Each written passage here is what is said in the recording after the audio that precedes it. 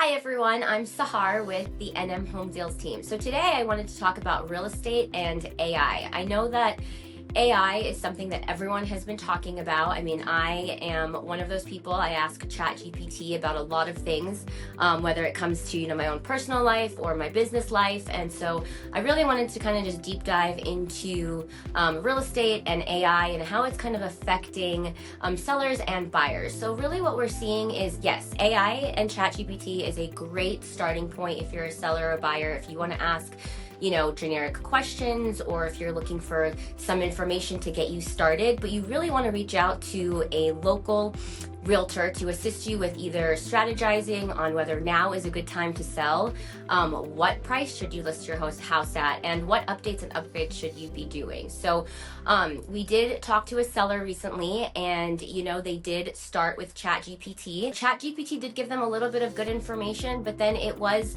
providing them with information on updates and renovations that they should be doing that really wouldn't provide that much value to them or to a buyer. So definitely reach out to us if you guys have any questions. It's very important to strategize and list your home according to market value and kind of what the market is doing in order to not miss out. Right now, we are seeing a lot of buyers getting pre-approved.